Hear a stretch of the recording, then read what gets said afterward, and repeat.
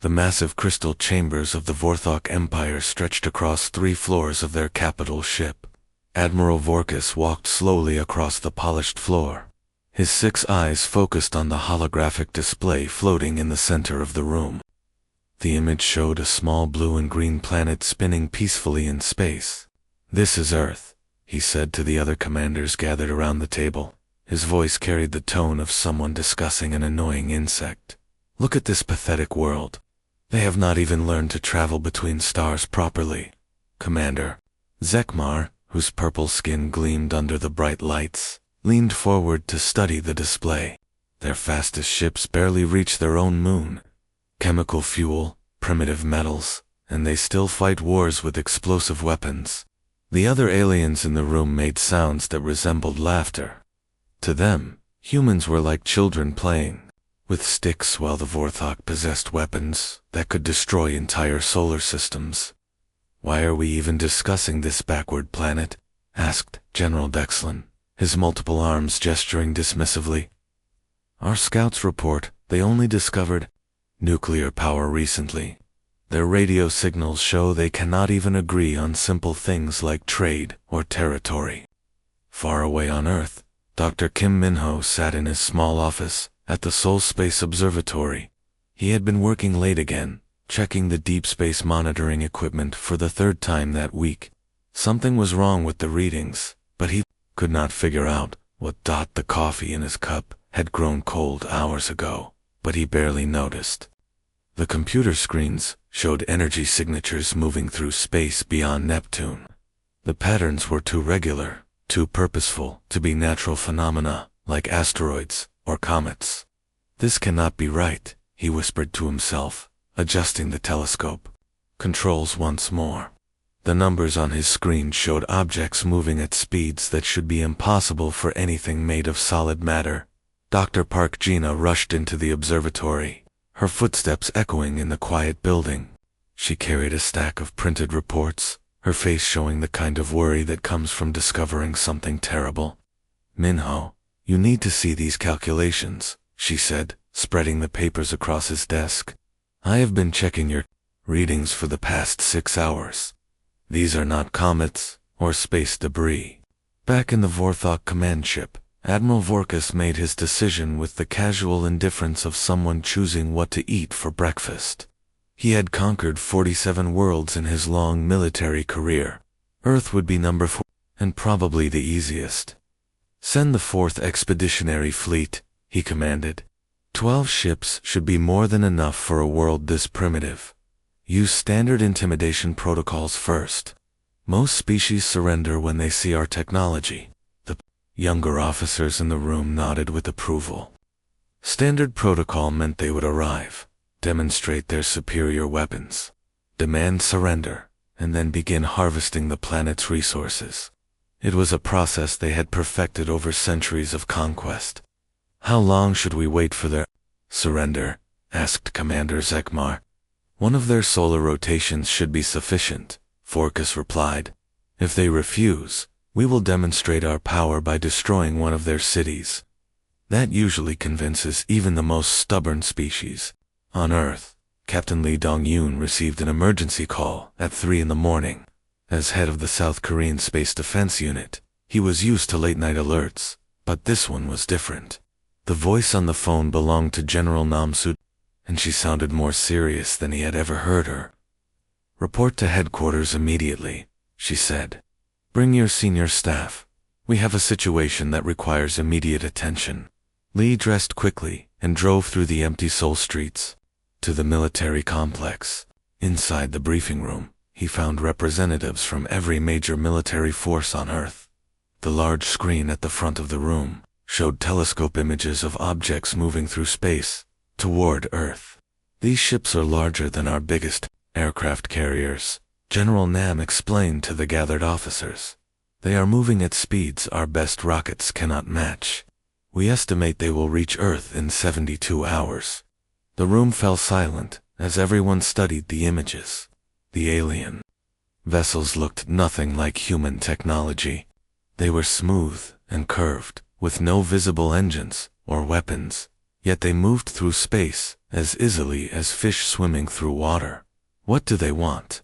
asked Captain Lee. "We do not know yet," Nam replied. "But given their technology, and the fact that they are approaching our planet without any attempt at communication, we must assume hostile intent." Colonel Park Sung-won, the senior intelligence officer, stood up to address the group. "Every available military unit on Earth is being mobilized. We are sharing all technology and resources with allied nations. This is not about individual countries anymore." As the meeting continued, the aliens' fleet moved steadily closer to Earth. Admiral Vorkus sat in his command chair, confident that this would be another easy victory. He had no idea he was about to encounter a species that had spent thousands of years learning to fight against impossible odds. The stage was set for a confrontation that would change both civilizations forever. The Vorthok fleet appeared at the edge of Earth's solar system, like deadly stars against the black of space. Admiral Vorkus stood on the bridge of his flagship, watching the small blue planet grow larger on his viewing screen. He felt the same calm confidence he had experienced 47 times before. "Begin the standard intimidation broadcast," he ordered his communications officer. "Use their primitive languages. Make sure they understand their situation." The message traveled across space to Earth in choppy, poorly translated human speech. "Beings of the third planet from your star, your resistance will fail. Give us control of your governments and your planet's resources, or we will destroy your cities, one by one." In the emergency meeting room beneath the United Nations building in New York, world leaders sat around a massive table, their faces lit by the glow of computer screens. The alien message played through speakers, its mechanical voice filling the room with dread. President Kim Tae-yong of South Korea was the first to speak. "They talk to us like we are animals they can train with fear. They expect us to crawl on our bellies before they have even shown us what they can do." The president of Brazil nodded in agreement. "My country has faced invasion before. We know that surrender only leads to slavery or death." Prime Minister Yamamoto of Japan looked around the table at the other leaders. "Are we all in agreement? Then, we fight, even if the odds are impossible." The vote was quick and unanimous. Every nation on Earth would stand together against the alien threat. Captain Lee Dong-yoon climbed into the cockpit of his converted cargo ship, now called Soul's Pride. The vessel had been hastily equipped with experimental railguns that human scientists hoped might damage alien armor. Around him, a fleet of similar ships prepared for launch, research vessels, old military ships, and even some civilian craft that brave volunteers had offered for the defense of Earth. Lieutenant Choi Hae-jin, his weapons officer, ran through her final equipment checks. Her hands shook slightly as she worked, but her voice remained steady. "Captain, their lead ship is showing massive energy readings. It is at least 3 times larger than anything in our fleet." "Then we will have to be 3 times smarter," Lee replied, starting his ship's engines. "Remember, they expect us to fight like them. We need to fight like humans." The space battle began when the human fleet reached the orbit of Mars. Admiral Vorkus watched with mild interest as the primitive ships approached his formation. Their weapons were crude chemical rockets and metal projectiles, nothing that could threaten his advanced shields. "Fire warning shots across their formation," he commanded. "Perhaps a demonstration of our power will convince them to surrender." The Vorthok energy beams cut through space, vaporizing to human ships instantly. But instead of retreating, the remaining human vessels accelerated toward the alien fleet. Vorkus frowned as he watched the tactical display. "What are they doing?" he asked his tactical officer. "Sir, they appear to be charging directly at our ships." Captain Lee's voice crackled through the communications system to all human ships. "Remember the plan. We cannot match their technology, but we can do things they would never expect. All ships, execute ramming pattern 7. The first human ship to reach the alien line was the Busan Defender, piloted by Major Han Soyang. Her ship had suffered critical damage from enemy fire, but her engines still worked. Instead of trying to escape, she aimed directly at the closest Vorthok vessel, for Earth. She shouted into her radio, just before her ship crashed into the alien hull at full speed. The explosion tore a massive hole in the Vorthok cruiser. Admiral Vorkis stared at his screens in shock. In 47 previous conquests, no enemy had ever deliberately destroyed their own ships just to damage his fleet. More human ships followed the same pattern. When their weapons failed to penetrate alien shields, they turned themselves into guided missiles. Pilots ejected at the last second, when possible. But many rode their ships to destruction, rather than let the aliens win easily. Lieutenant Choi Haijin watched the tactical display with growing amazement. "Captain, 3 enemy ships are showing critical damage. Their formation is breaking apart. All remaining ships, follow me in," Lee commanded. "Use the chaos to get close and target their weapon systems." The battle lasted only 18 minutes, but when it ended, the impossible had happened.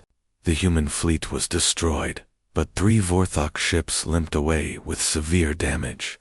Admiral Vorkis had lost more vessels in this single engagement than in his previous 10 conquests combined. In her underground laboratory, Dr. Park Gina studied fragments of alien hull material that had been recovered from the battle site. The metal was unlike anything on Earth, but she could see patterns in its structure, weaknesses that human science might be able to exploit. "Gina, are you seeing this?" called Dr. Wang Seokjin from across the lab. "The molecular bonds in this material follow quantum resonance patterns. If we can match those frequencies." Admiral Vorkis sat alone in his command chamber, staring at the damage reports. The humans had fought like no civilized species ever fought, with desperate creativity and complete disregard for military logic. For the first time in his long career, he felt something he had never experienced before: doubt. The alien ships landed at sunrise, their dark shapes casting long shadows over the cities of Earth. Admiral Vorkis chose the ruins of Tokyo as his main command center, setting up his equipment in what had once been the city's busiest shopping district. Tall buildings around him were now empty shells, their windows blown out by his ship's weapons. He expected the humans to accept their defeat, like every other species he had conquered. After losing their space fleet, most civilizations would send representatives to negotiate surrender terms. But days passed, and no human officials came to his command post. Instead, strange things began to happen. The first incident occurred 3 days after the occupation began. A convoy of Vorthok supply vehicles was traveling through the mountains near Seoul when explosions erupted from the roadside. The lead truck flipped over, its alien cargo spilling across the highway.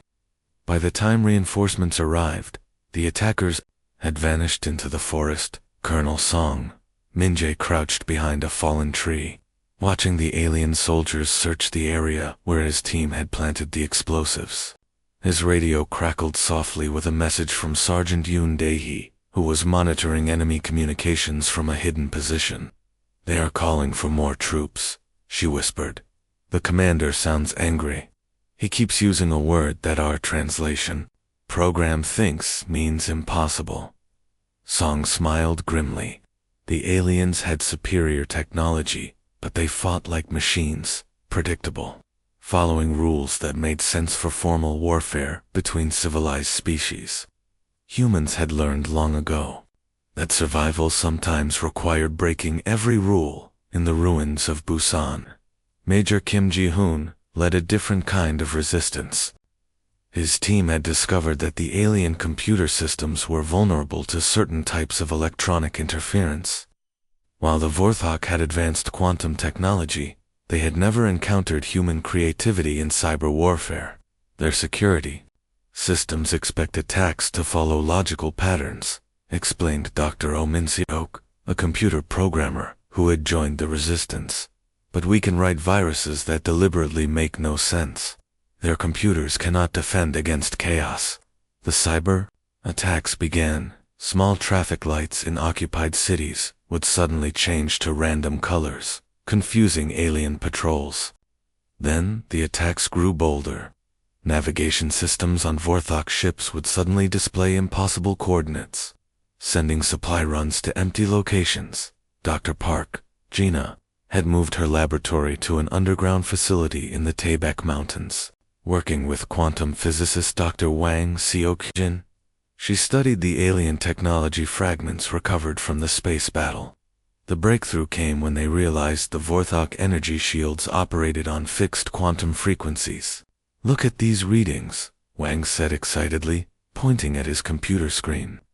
"Their shield technology is more advanced than ours, but it follows rigid patterns.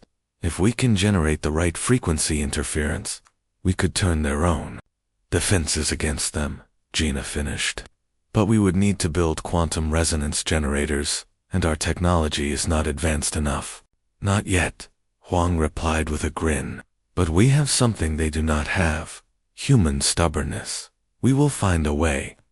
Admiral Vorkus stood in his command center, reading the daily reports with growing frustration. His forces controlled all major cities, but the humans refused to stay defeated. Every day brought new attacks, new problems, new impossible situations that his military training had never prepared him for. "Sir," reported his intelligence officer, "we have intercepted more human communications. They are coordinating attacks across multiple continents simultaneously. The level of cooperation between their resistance groups is unprecedented." "How is this possible?" Vorkus demanded. "We destroyed their military command structure. We control their communication networks. They appear to be using primitive methods, radio signals, written messages, even trained birds in some cases. They have created a completely decentralized resistance network." In the occupied city of Seoul, Lieutenant Park Coa led a team of fighters through the subway tunnels beneath the alien garrison.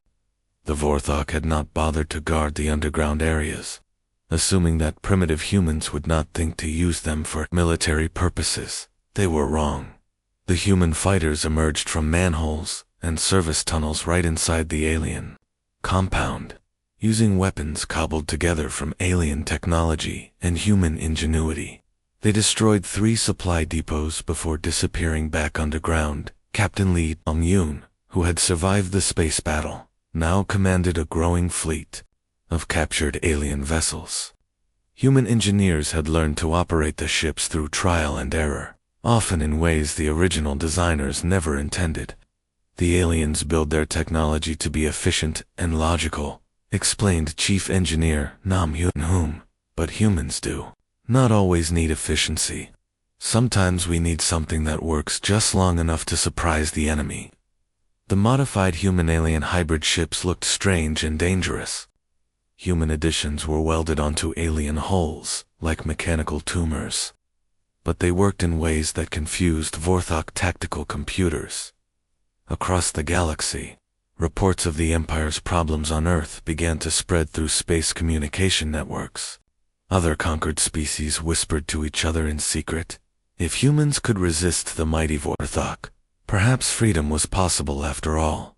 Admiral Vorkus requested reinforcements from the 3rd and 7th Fleets. For the first time in his military career, he was losing a war against what should have been helpless primitives. The humans were teaching him a harsh lesson about underestimating your enemy. Deep beneath the Taebaek Mountains, Dr. Park Jina stood before a machine that hummed with deadly energy. The quantum disruptor looked like a strange marriage between human engineering and alien technology. Crude welding marks held together crystals that glowed with otherworldly light. "Are we certain this will work?" asked Dr. Wang Seok-jin, his fingers dancing across the control panel. Sweat beaded on his forehead despite the cool underground air. "The theory is sound," Gina replied, though her voice carried uncertainty. "We reverse-engineered their shield frequency patterns. If we can generate the exact opposite resonance, their own defenses should collapse." Around the world, similar devices waited in hidden locations. The global resistance had spent months building these weapons from salvaged alien materials. Each one a gamble that human understanding could surpass alien design. Communications Chief Oguan sat before a bank of radio equipment, coordinating with resistance cells across 6 continents. Her voice was calm as she spoke into the microphone, but her hands trembled slightly. "All teams report ready status," she announced. "Operation begins in 60 seconds. In the ruins of Busan, Colonel Song Min-jae crouched with his assault team. In the shadows of the main alien garrison, the quantum charges they had planted beneath the building were connected to Gina's frequency generator. If the science team was wrong, the charges would do nothing more than create pretty lights. Captain Lee Dong-yoon floated in space above Earth, commanding a fleet of ships that no military academy would ever approve. His vessels were patchwork, combinations of human determination and alien technology, held together by welding and stubbornness. "All ships, prepare for synchronized attack," he broadcast to his mismatched fleet. "Remember, we are not trying to fight fair. We are trying to win." Lieutenant Choi Haijin, now serving as his tactical officer, watched the enemy formations on her screen. "Captain, the Vorthok ships are maintaining standard defensive positions. They expect us to attack from predictable angles. Then we will disappoint them." Lee replied with a grim smile. The attack began at exactly 0600 GMT, across Earth. Resistance fighters activated their quantum disruptors simultaneously. In Seoul, the alien garrison collapsed as its foundation exploded in a cascade of energy.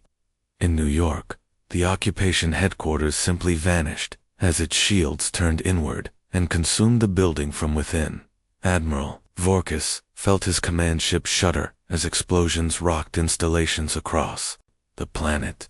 His tactical screens showed impossible readings. Human weapons that should not exist were tearing through Vorthok defenses like paper. "How are they doing this?"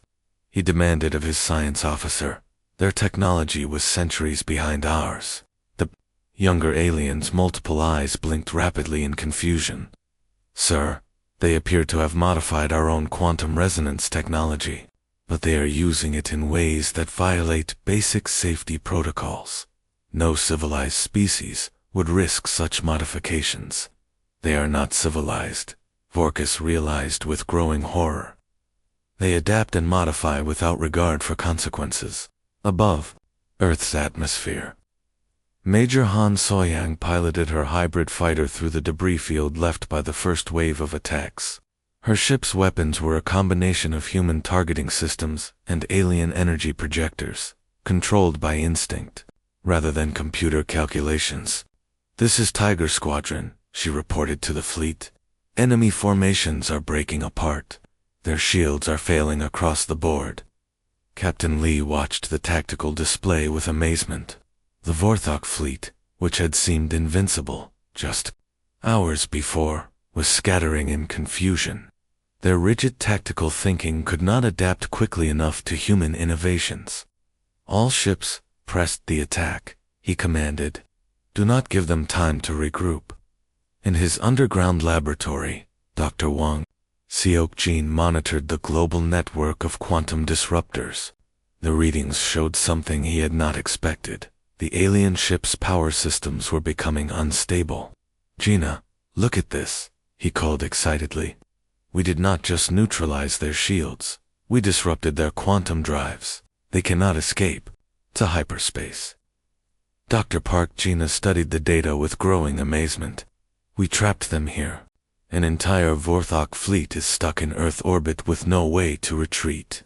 The space battle that followed was unlike anything in galactic history. Human ships, outnumbered 3-1, used tactics that made no sense to traditional military thinking. They fought in unpredictable patterns, modified their weapons during combat, and treated impossible odds as merely challenging puzzles to solve. Admiral Vorkis watched his fleet disintegrate around him. Ships that had conquered dozens of worlds were being destroyed by primitive vessels, held together with human ingenuity and desperation. His communications officer reported that half of his fleet was either destroyed or disabled. "Sir, we are receiving surrender offers from the human fleet," the officer reported with disbelief. "They want us to surrender to them." The concept was so alien that Vorkus could barely process it. In 3,000 years of Vorthok military history, no enemy had ever demanded their surrender. They were the conquerors, not the conquered. But, as he looked at his tactical screens, showing the wreckage of what had once been the 4th Expeditionary Fleet, he realized that everything had changed. The humans had not just defeated him, they had done something far worse. They had made him afraid. The Vorthok home system of Zarian had never seen war. For 3,000 years, their beautiful crystal cities had sparkled under twin suns, while their fleets conquered distant worlds. The inhabitants of these peaceful planets had never imagined that war could come to them. That changed when human ships appeared at the edge of their solar system like dark angels bringing judgment. Captain Lee Dong-yoon stood on the bridge of the New Earth, humanity's first true battleship built from captured alien technology. Through the viewing screen, he could see the gleaming towers of Zarian Prime, their surfaces reflecting light like precious gems. It was beautiful, and it was about to burn. His fleet of 30 ships faced odds that would terrify any reasonable military commander. The Vorthok home defense fleet outnumbered them 50 to 1, with weapons and shields that represented the pinnacle of their technology. But humans had stopped being reasonable the day aliens came to their world. "Admiral, Vorkus is transmitting on all frequencies," reported Lieutenant Park Yuna from her communications station. "He is offering complete surrender of all Vorthok forces in exchange for mercy."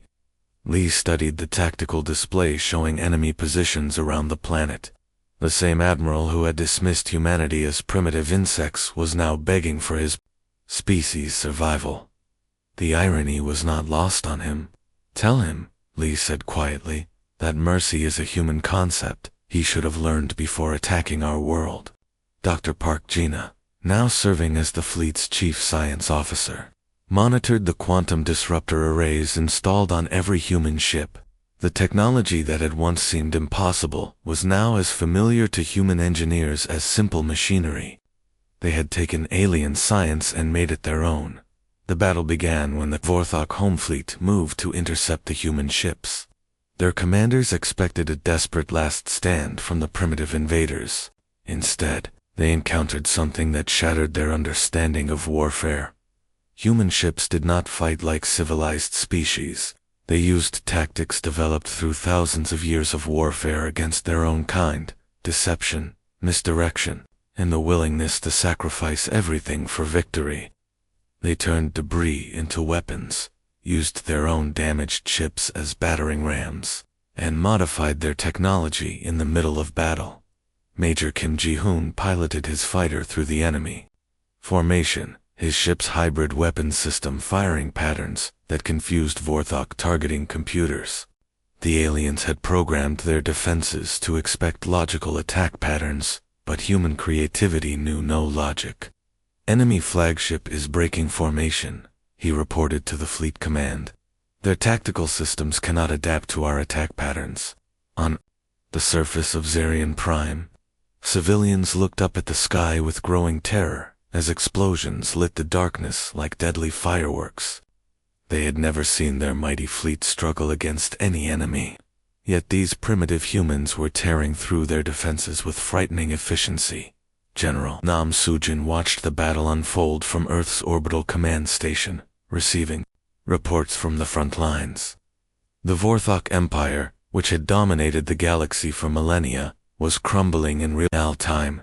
"Ma'am, we are receiving surrender offers from 12 other galactic powers," reported Colonel Song Min-jae, now serving as Earth's Director of Interstellar Relations. "They are requesting immediate diplomatic meetings." Nam smiled as she gazed out at the stars that no longer seemed distant and threatening. "Tell them Earth is open to peaceful relations, but they should remember what happened to the species that chose war with us instead." The final moments of the battle came when Captain Lee's ship broke through the planet's orbital defenses. The new Earth hung in space above the Vorthok capital, like a dark moon, its weapons trained on the crystal cities below. "This is Captain Lee Dong-yoon of the Earth Defense Force," he broadcast to the planet. "Your fleet is defeated. Your empire is ended. You came to our world expecting easy conquest. Instead, you found a species that turns desperation into strength." Admiral Vorkis sat in his ruined command center, surrounded by the wreckage of his once mighty fleet.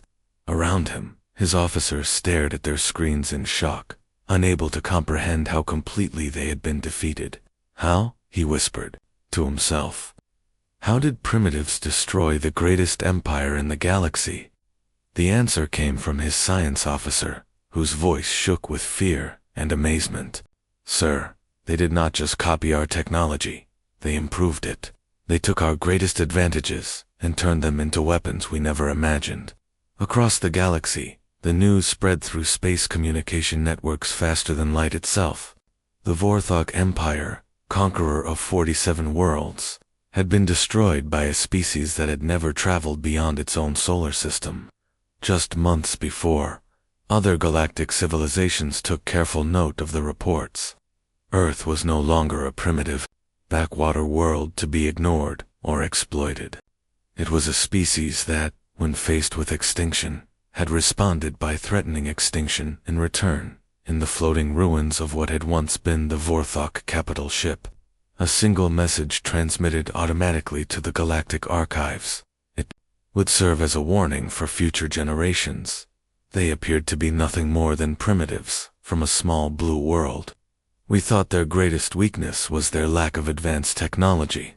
We learned too late that their greatest strength was their refusal to accept defeat."